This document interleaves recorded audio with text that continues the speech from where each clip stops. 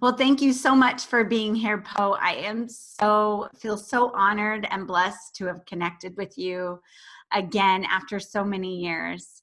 And I felt like a profound connection with you, even though it was such a short amount of time, but just being able to reconnect with you and bring your talent into the world, I feel so honored. Thank you for being here. Thank you for having me, and thank you for asking me to be here with you. I'm super excited. Yes, yes, we're going to have so much fun. Yay. With lots of creativity coming your way, ladies. So tell me, Poe, like, how did you get started? Into witchcraft and being an entrepreneur in your journey. What did that start out with? Your progression story. Yeah, so I have a really funny story. When I was 8 years old, the two things that I most enjoyed playing was businesswoman and witch. And so for witch play, I would get a pot and I'd go outside, I'd fill it with water and dirt and like leaves and whatever kind of things I found outside, and got a stick and mixed it all up for my witch's brew. It was like my cauldron, I was creating these like magical spells. And it was just play, but I just loved it so much. And then in regards to business, there's a funny story. My parents asked me what bedroom set I wanted. They said, you can pick whatever bedroom set you want.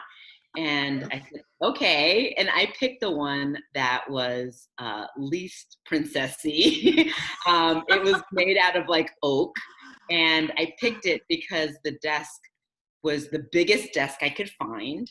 And it looked like it was bigger than I would have wanted as an adult now. That's how big it was. And I got it because I wanted to make my bedroom an office. And so I created it. So if you walk in the door, you see me at my desk. And the only things that I loved back then, I loved going to the store, and it was all about the stationery section. Anything carbon copy, invoices, things like that.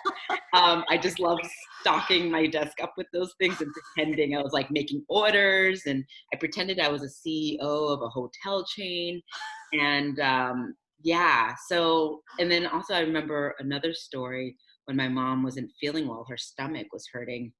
And I had this feeling to put my hand on her stomach. And I put my intention into healing her tummy. And then after a little while, she's like, Xiao Hong, which is my Chinese nickname, Xiao Hong, my stomach feels so much better. You healed me. So I don't know if she like it really happened or not, or she's just trying to make me feel good. But that always stuck with me too. And I ended up being a healer as an adult. Wow. Wow. So those are such beautiful stories. I can totally relate to the carbon copy, I mean, I'm 48, it's like the only way. They don't have carbon copy anymore, do they? So we don't have those anymore. So we just dated me. But so I'm just, so now share with us what magic, because witchcraft, when we say witchy ways or the witchy woman, that can, for some women that can sound exciting. For some women it can sound like, I don't know, like I'm afraid. But can you give us more of an understanding of what you mean by that? Yeah, so when I talk about witchy women rising, I'm also including, it's a umbrella word that I'm using for like alchemists, light workers, shadow workers, change makers, energy healers, like people who are tapped into the unseen world, the unseen realm, the parts of us that are not third dimensional. And so for me, my experience is that being witchy is about being so deeply connected to the source energy, that you trust and surrender that creative energy to flow through you, and know that lives within us, and we have the power to tap into it at any moment. And there's different ways we can do that, but in essence, that's how I see magic, is really that connection with the divine and cultivating how to communicate and commune with it. I love that. That's so eloquently put, for Thank sure. you. Yeah, Yeah. and I've used it all my life, like in times I didn't even know I was, and then other times I was more conscious. And definitely within business. I mean, I've been an entrepreneur for almost 19 years now. And so that's always been a part of how I've created my businesses and created abundance in my life. Yeah. Yeah. So share with, if you wouldn't mind, share with us a power, a story in which, to kind of demonstrate our powers and what you've come within yourself to create in your world, just utilizing that underlining power that is within us, especially as feminine beings, the unseen world, to like create it and bring it into the seen world. Can you share a powerful experience that you've had? Yeah, I mean, I've had so many because that's just the way I roll. Yeah, And yeah. I teach this, right? Because it's like something that comes relatively natural to me. But there's this one experience when I was around 32-ish, and I had already been an entrepreneur for about 5, 6 years at that point. But I wasn't feeling satisfied in my work. I was a pet sitter and a dog trainer, and I loved the animals, but I knew there was something more. I wanted to have a bigger impact. And so one day I wrote a list of things that were important to me in my purpose.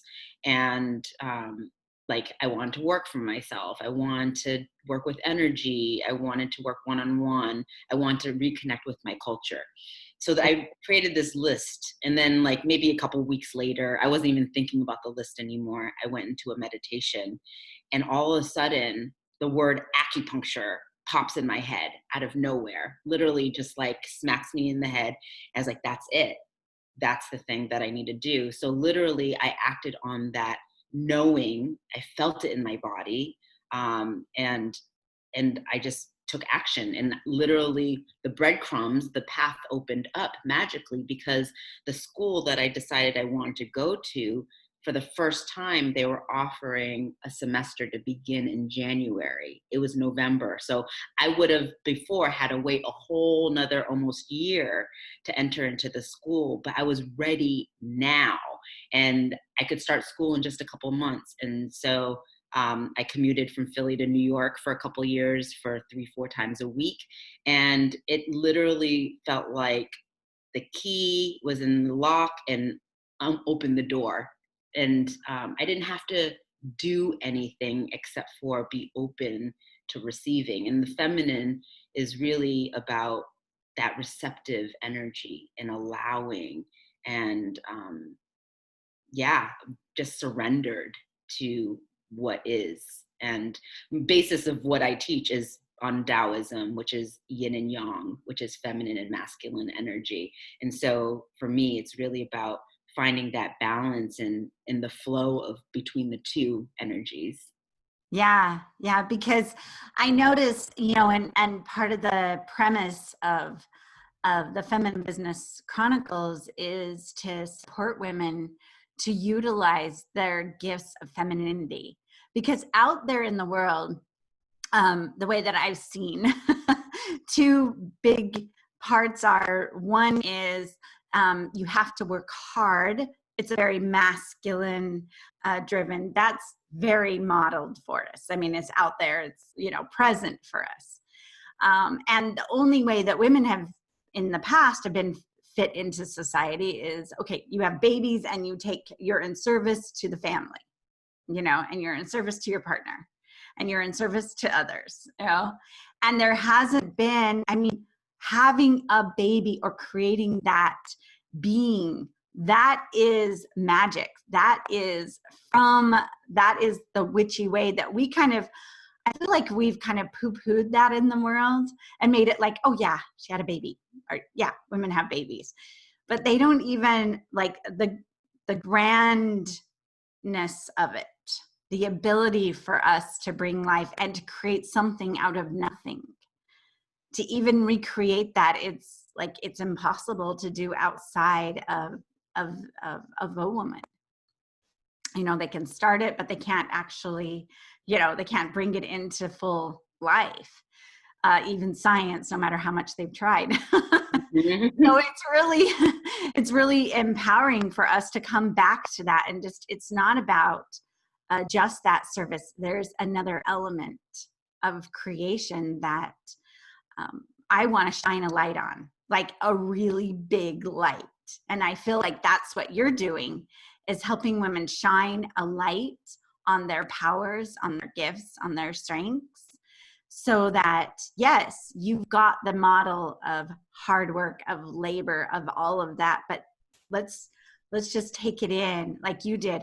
Write down, I can't tell you how many times I could relate to that story, or how many times like I'm like, okay, this is what I need in the universe. And then there's that surrender and allowing it to just flow forth, versus like having to go out there and find it and try to pull it into your universe.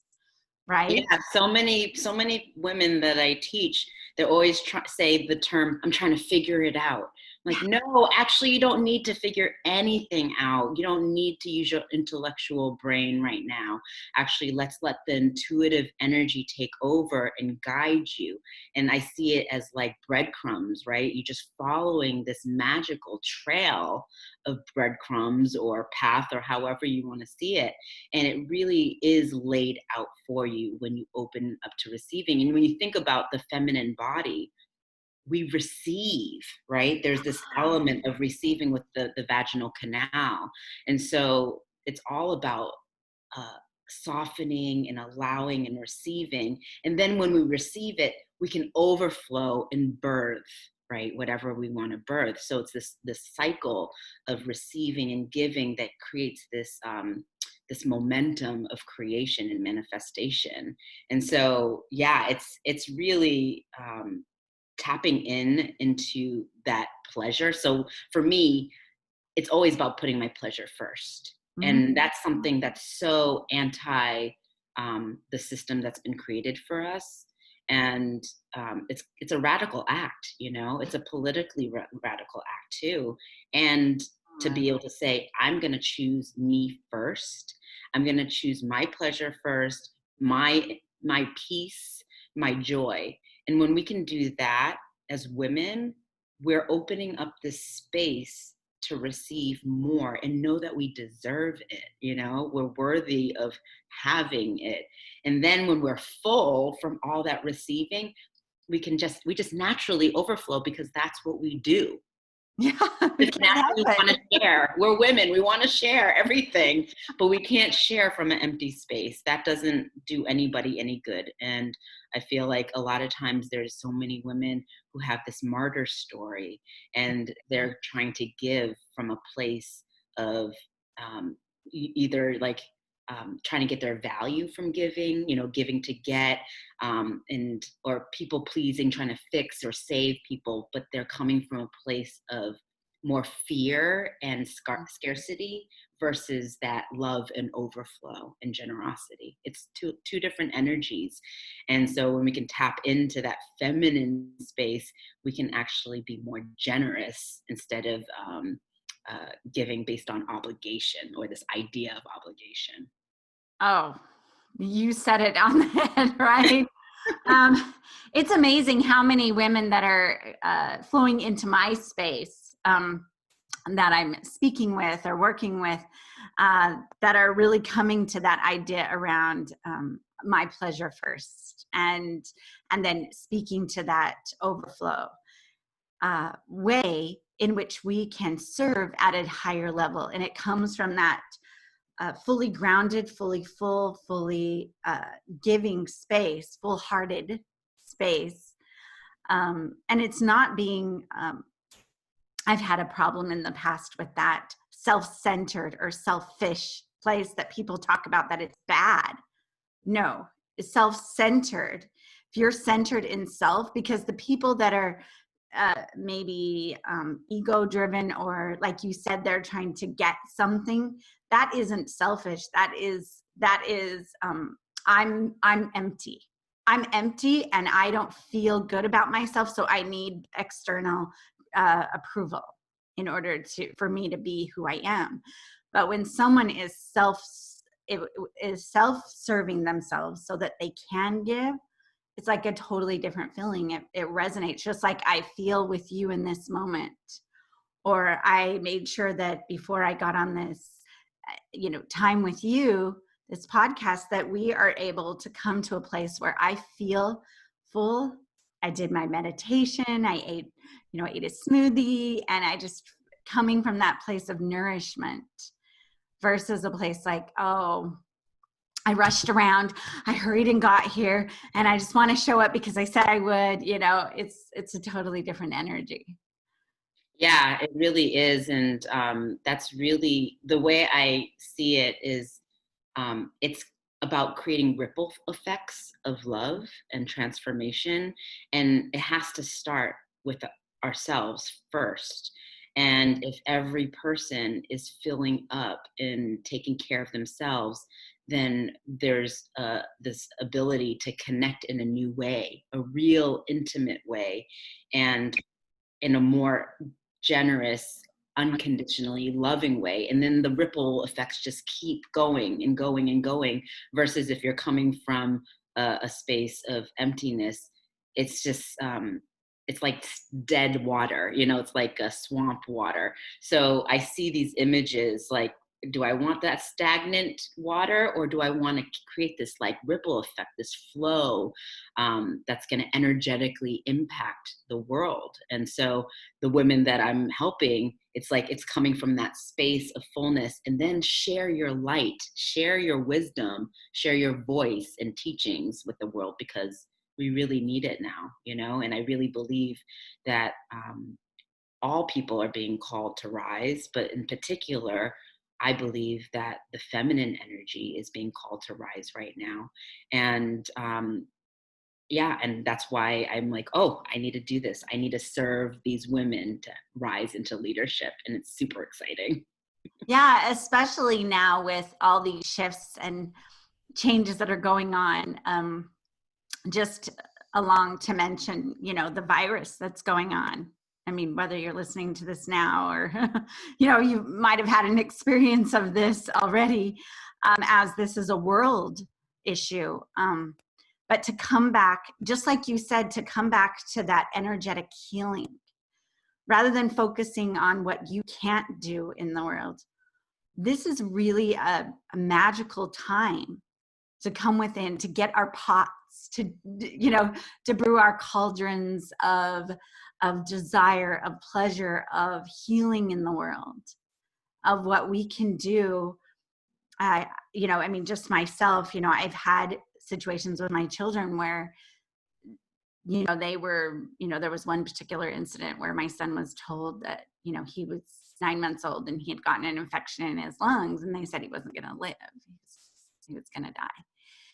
And I didn't accept that.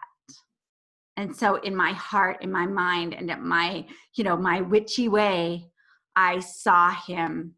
And I think this is an opportunity that we all have. You see the future before it exists, and you see it in a way that it in your heart that does exist. I watched my son growing up. I watched him crawling. I watched him walking. I watched him, getting married, all the life cycles of his life. Mm. And the doctor said, we don't know how he was healed, but he was never supposed to leave this hospital alive, and he is. Wow. So I think that is the power of us, not just as a mother, but as a feminine being, because we are all mothers. Regardless if you've ever physically had children, we have that ability, that nurturing, that power, energetic power.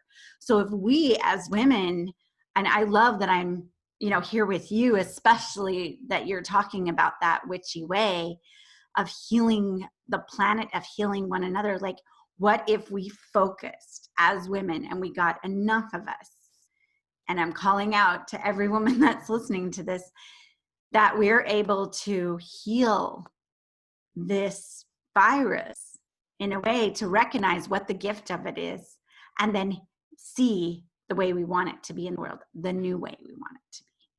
Yeah, it's interesting because recently I just made a business shift, and it was because I saw this image of me creating this collective, this coven of witches and light workers, shadow workers, these healers, like this gang of women who are like warriors and soldiers of love, and like I get chills even thinking about it, because it's like we're just all ready to like do this work, of course, after making sure that we're full, but we're in it together as a community and a collective of women who have the same vision and intention for the world and its healing.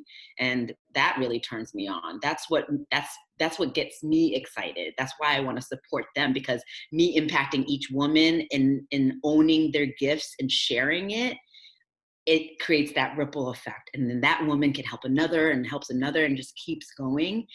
But the thing is if a lot of people have been not believing that they can do it, right? They've been questioning and having these limiting beliefs around, oh, I can't do this. Maybe I have, what is that called? That syndrome when you don't think you, what's it called? Imposter syndrome. Imposter syndrome, right? Syndrome and all the things, fear of failure. But I honestly believe in that Marianne Williamson's quote that, what people are most afraid of is shining their light and really owning it and embodying it for all to see. That's what I have experienced in my own personal life of being the most challenging. But once we do, oh my God, the world just opens up for you. Absolutely, absolutely. And there is this feeling, I mean, just speaking about that moment when that strength that we have within us, that power, it's like a God power, a goddess power, and when you step into that, and obviously, like you said, from that place of fullness, because you feel served yourself, you've put your nurturing, you've put your love onto you, so that those different elements of you, from your little child, your little girl in you, to the grown woman, to the business woman, all of that power, when you stand in that power, whoa, it's I believe that's, I mean, my former husband used to say this. He's like, you have this unique ability to bring everyone up or bring everyone down. And he said, if your mood is, when you're taking care of yourself, and he did know that, it's like when you're taking care of yourself, it's like the world is like, whole, and we're rising. And when you're not, it's that pull, and you can definitely feel that. So it's from that rising. And I'd like you to speak to this, like, how do we nurture ourselves? How do we pleasure ourselves? How do we get what we need so that we can gain access to that power that's within us? There's so many things, but to simplify it, I usually like to focus on the three realms, the physical, the emotional, and the mental. So I find that a lot of people are in suffering because they're not actually allowing themselves to feel the rawness of their emotions that are living underneath the surface. And so just the capacity to hold space for ourselves is so loving, and opens us up to receiving even more love. So I would say the first thing is to be able to create that space of feeling your emotions with love and care and approval. And then another thing is connecting with your body. really connecting with the sensations in your body. I see, so like one of my witchy magical things is sensations. To me, I call them like little fairies that live in our body, because Ooh. there's these ways that sensation can really guide us into deep transformation in like these really wild magical ways. So really connecting with your body, the sensation, and even like stuff like mirror work, right? Like looking in your eyes in the mirror and talking to yourself, saying, I love you. You're doing amazing. Looking in the mirror in your naked body and adoring your gorgeous feminine naked body, and self-pleasure. Just like, it doesn't even have to be on your genitals, it could be, but it could just be touching your forearm and feeling the softness of your skin.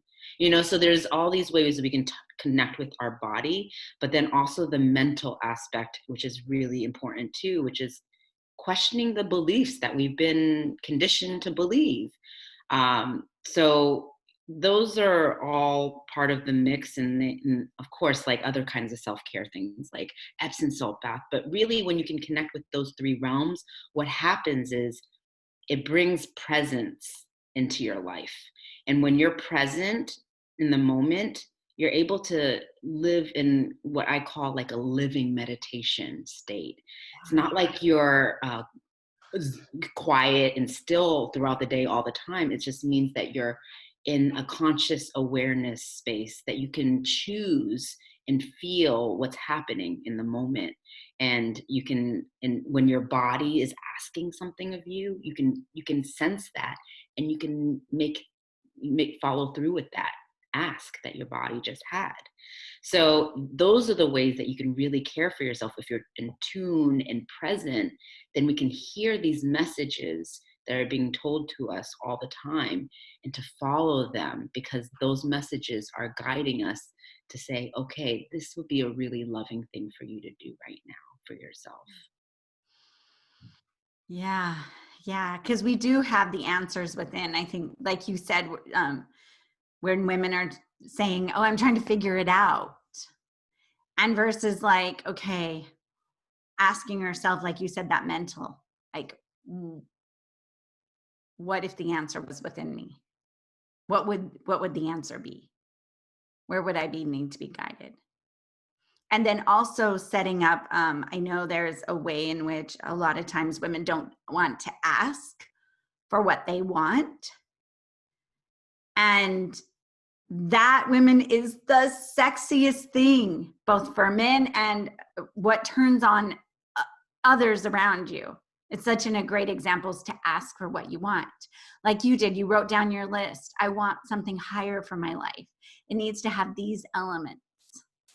And then allow it, then just like, okay, no, it's going to come in. Your answers are going to come in, and you just be sitting there. And Yeah. that you create that space to just like receive, and oh, so beautiful. Yeah, it really is. I feel like there's this three-step process that I've generally created. It's like the listening aspect, and then the follow through, because we're getting intuitive hits all the time.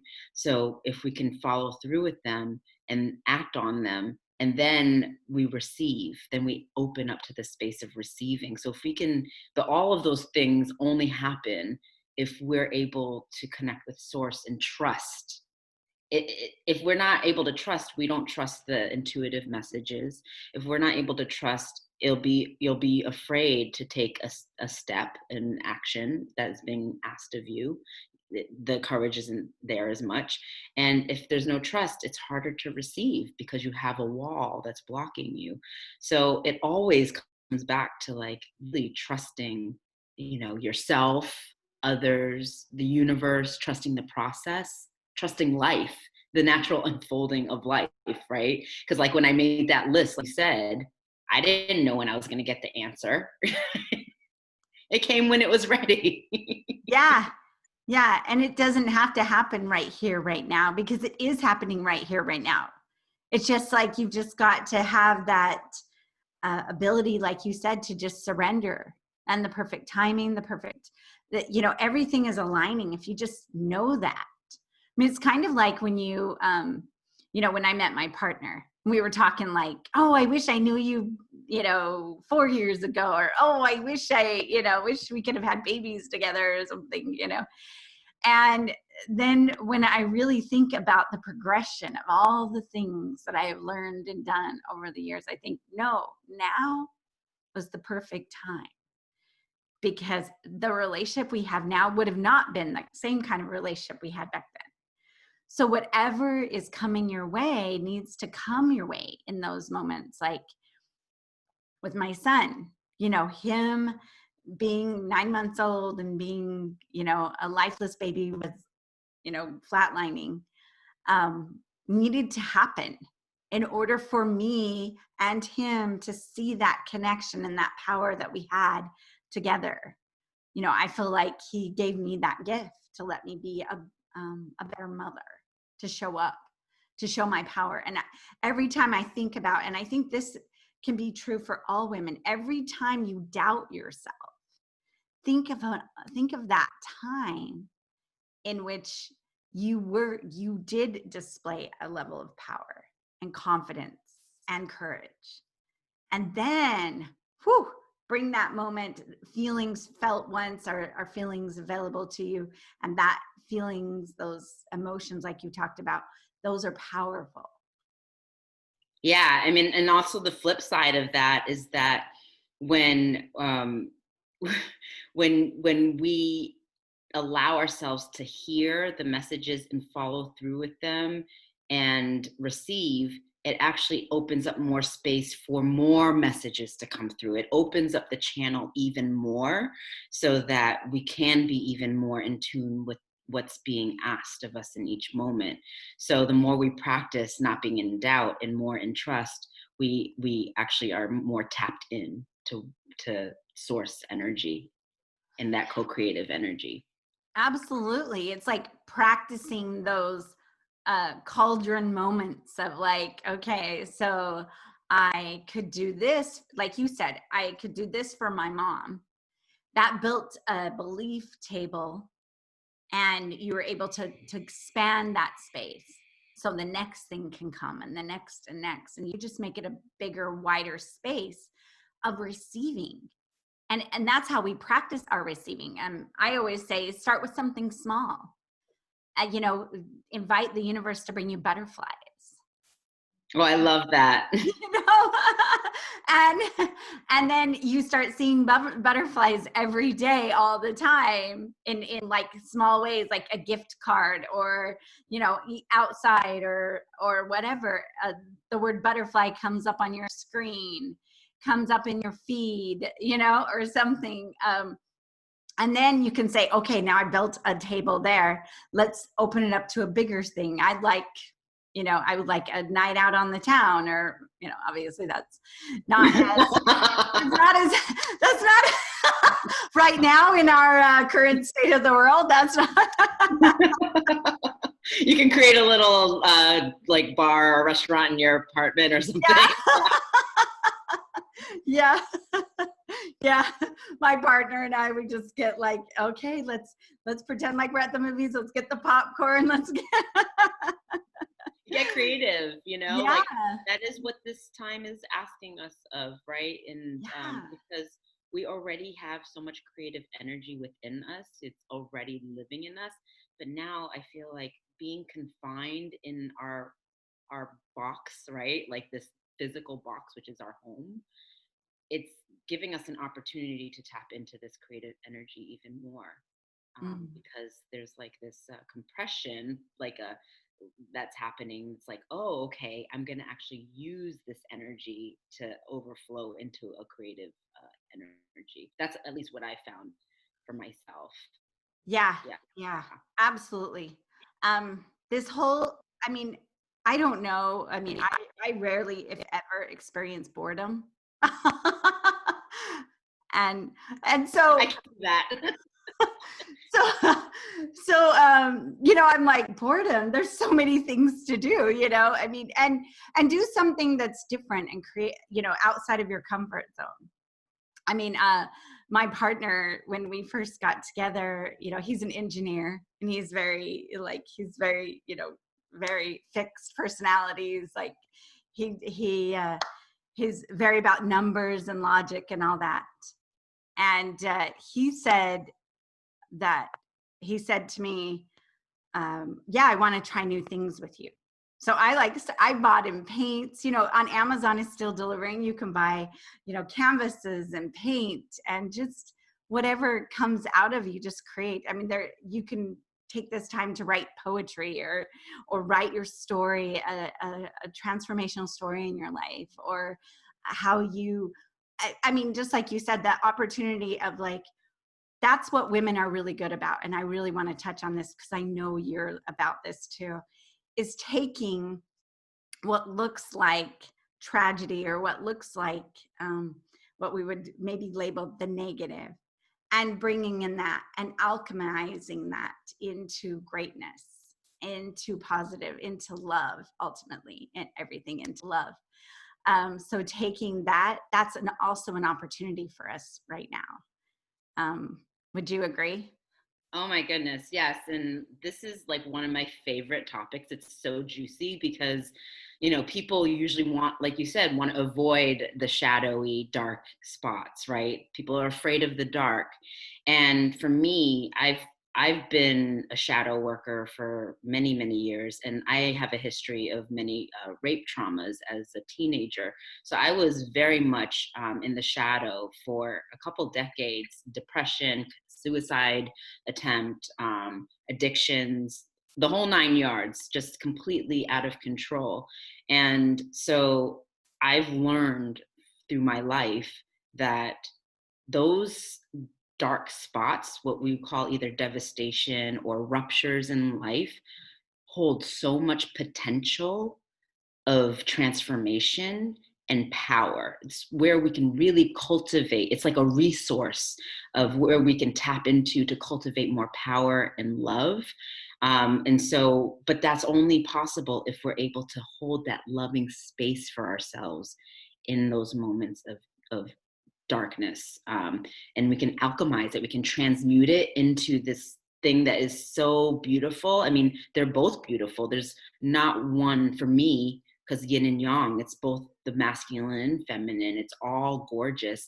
It's just when we're able to be present with that we can transmute it, and like we can overflow it then, right? It's not this thing that's just stuck inside of ourselves. It's something that's being able to be shared with others, because that energy, when you transmute it, naturally wants to be shared.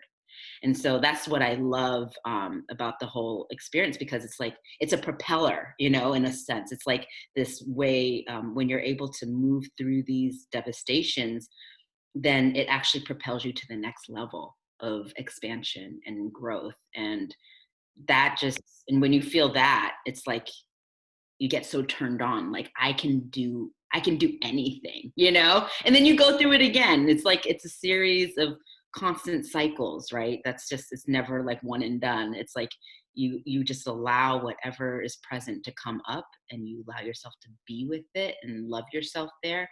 And then you just gain this another level of expansion, and you just keep going. It's a spiral in my eyes. I don't know if you could see, but like, I have this spiral tattoo on my shoulder. My dad is my spiritual teacher. He used to be a Jesuit priest, and now he's a Taoist spiritual teacher. And he taught me about spirituality starting when I was like 11 or so. And he would always talk about these spirals and how life is like a spiral. And so that's how I really love to imagine it. It's like, it's this beautiful ride and adventure. And it's not just a circle going in circles, because we're either like spiraling higher and more inward. It's just going deeper and higher. Yeah. Yeah. I love that. I love how you shared that. So, I mean, other women, unfortunately, sexual abuse and trauma is in many women, more than we would like to even, admit that happens. Oftentimes, I think I even read it can be like 1 in 3 women. It's very high. Yeah. It might even be 1 in 2, because not every woman is speaking about it. But I'm just curious, I mean, that is something I haven't touched on ever. And I know that how are you, experiencing that? Thankfully, I haven't had that experience myself. I've had the experience of pleasing men, so I can be accepted, sexually pleasing men, so I could be accepted at a very young age. But those were young, boys my age and such. So when you go through a trauma, a sexual trauma like that, and then you also, like you said, you had some repercussions of that. Did you feel like, did that bring up like your self-worth, that you weren't, that you struggled with that? And then how did you get to where you are now and alchemize that experience?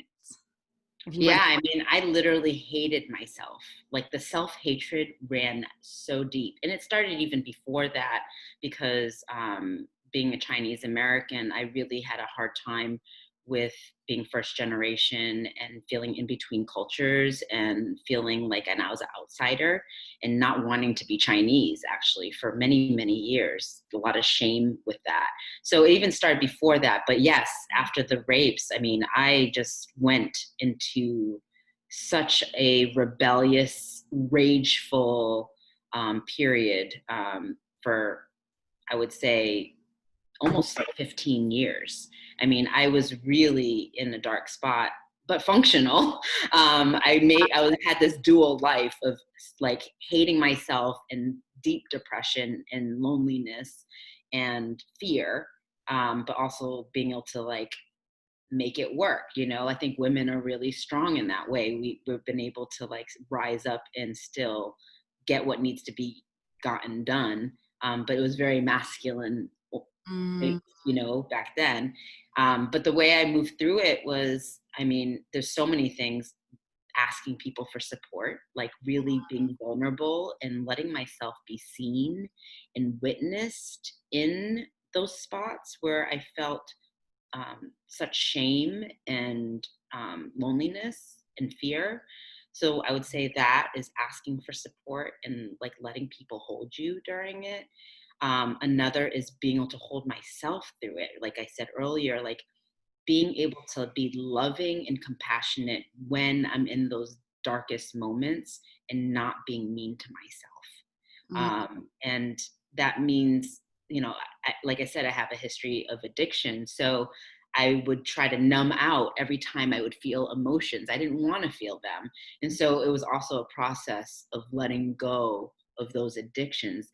It could be anything. It could be TV, it could be anything we use to distract ourselves. And now it's social media most of the time for a lot of people. What can I let go of that I'm using to not feel?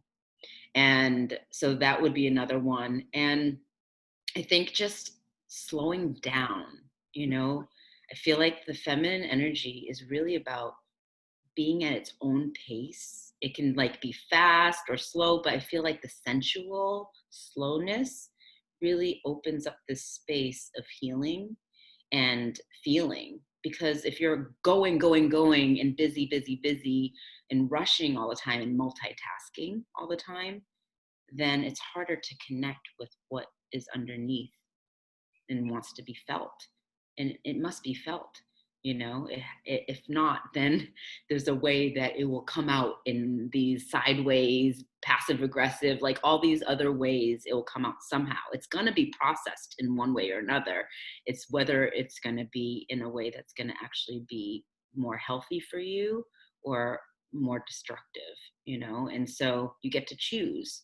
But for a long time, I didn't feel like I had a choice because wasn't educated. Nobody told me, gave me the tools, and so there are tools that people can actually use, but they need to use it. That's the thing. A lot of people know of mm. tools, but they might not be in the regular practice of it.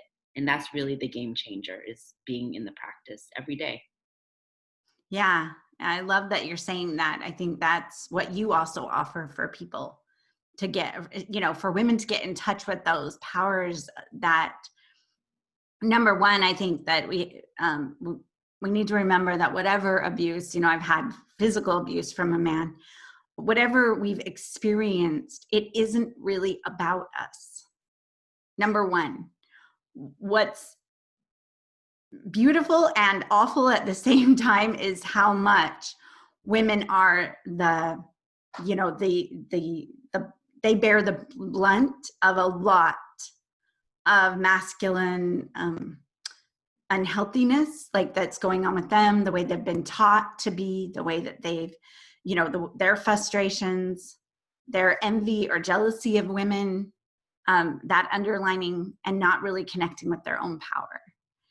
And through that, we have to remember, I think that for me, and how I dealt with that in my first marriage of being abused, was that it wasn't about me. First and foremost, it was about him.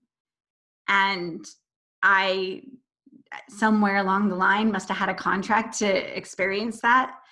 And so I would never experience that again. So I would know that I own my power. I trust my intuition. And like you said, being present to trust your intuition, and then seeking out support. How do I prevent this? How do I ask for support? How do I ask for examples of healthy masculine? And how do I help men by being a more powerful woman? How do I help men be more powerful so they can be in their power? Because hitting a woman is not powerful. Right. That's weakness. Yeah. Raping a woman is weakness, not power. Their power comes when they know how to hold a space for us to surrender. And they know how to show up and be in partnership with us. So I think that's fortunately and unfortunately, our power as women, we get to be that for men too. Mm-hmm. So. Yeah. And I also wanted to say that, like, this is a little bit more advanced, and I'm not expecting for everybody to be able to relate to this, but I got to a place of gratitude for those experiences, because for me, I don't live in regret. I live in a space of gratitude. Even when I'm in a dark place, I can still feel a sense of gratitude, or at least I get to that place sooner than I used to.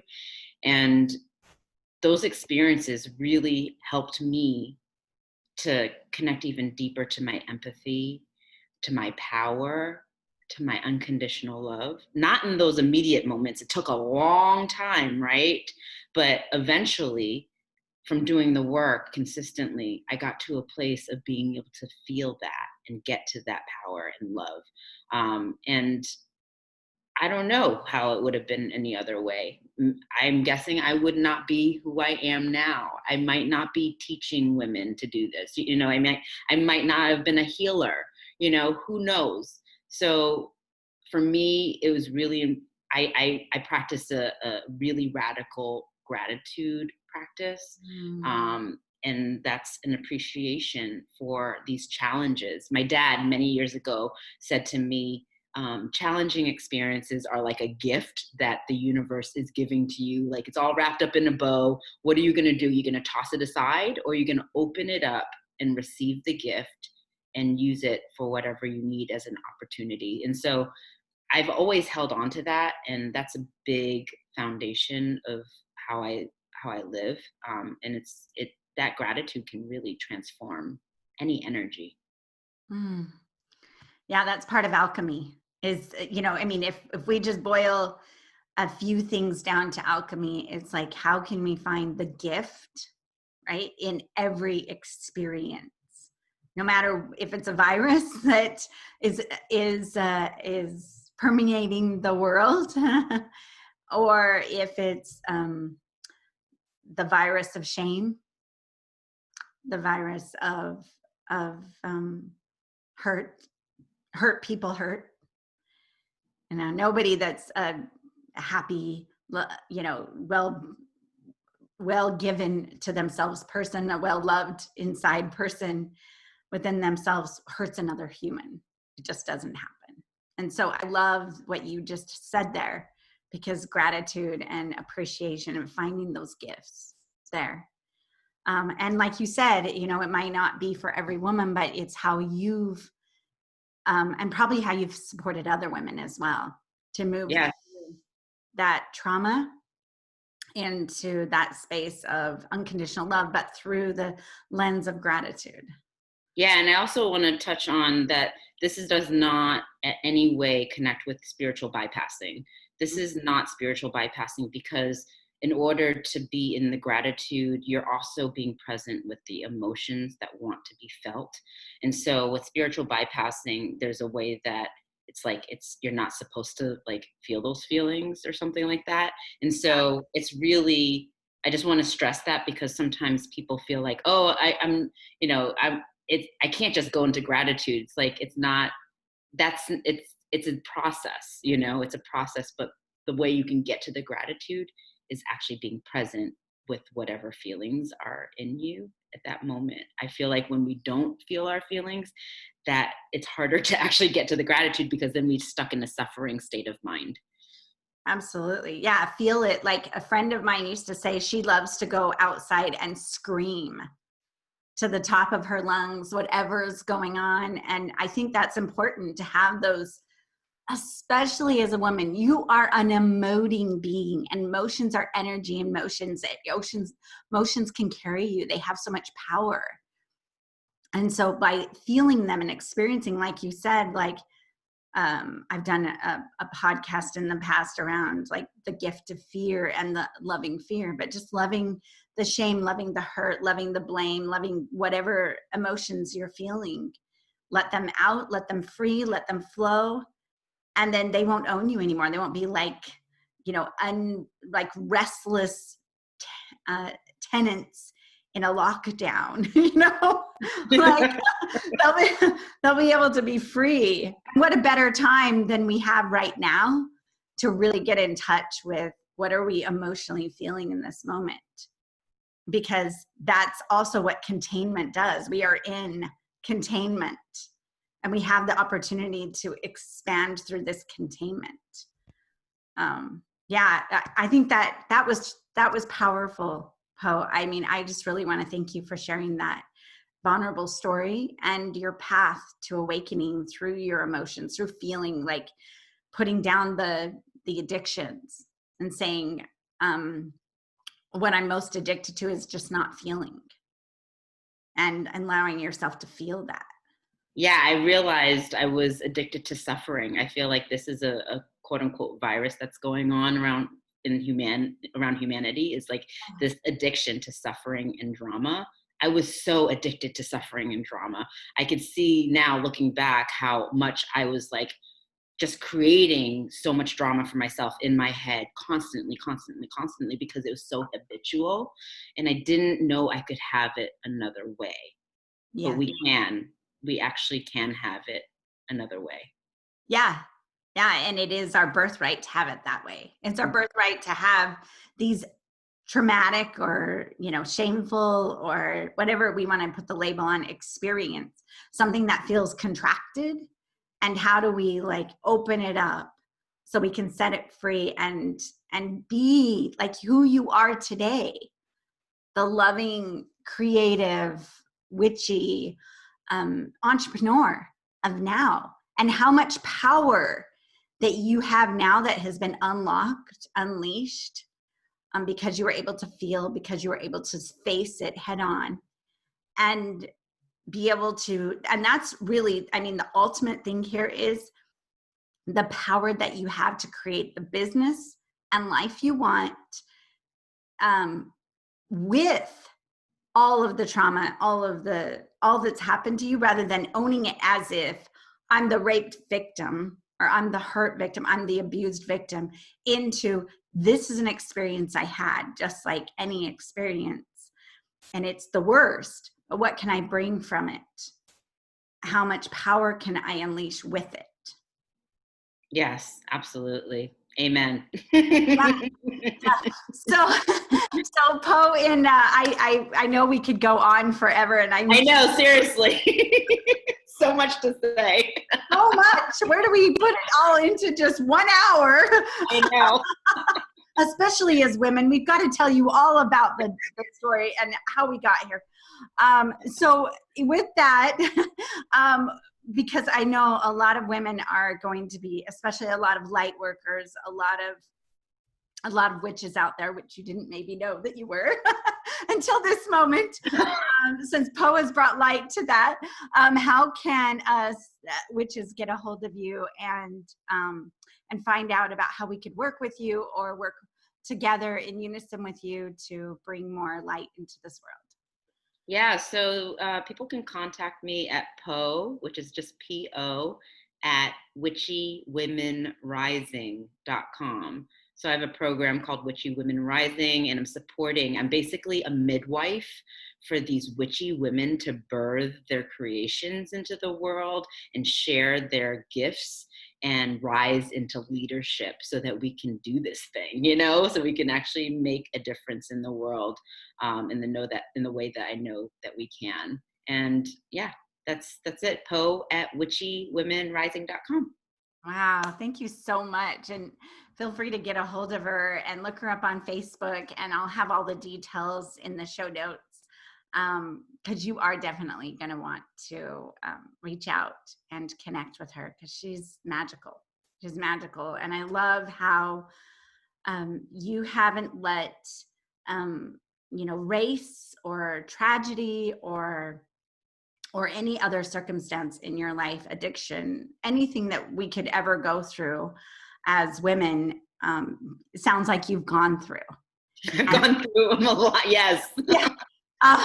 And how you've not let that dim your light, and how you have actually shined brighter because of it, feeling that adversity, feeling that trauma, and feeling that powerlessness. And you let that shine through your gratitude and through your power and your love. And I love what you're doing in the world. And I just want to recognize you as a powerful woman, and would love to see how you support other women to birth their creations with their cauldrons. I could just, Yeah. I could see us in our years. I never want to stop being a child, but with our cauldrons, and let's mix up some brew here. Yes, I love that you said that, because it's all about play. Let's play, it doesn't have to be so serious. It can just be fun and to actually create and share.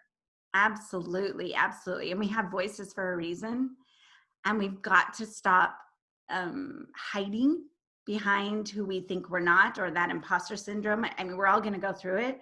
Just let the emotion feel and step out anyways into your light, because we need you.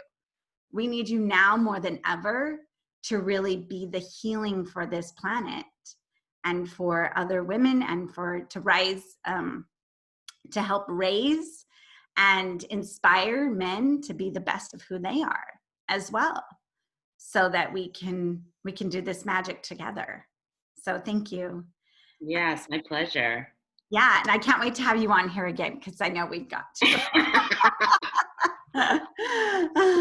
And thank you, gorgeous, witchy, beautiful woman out there who are listening. And thank you for sharing this time with Poe and I. It was such a pleasure to have you along with us.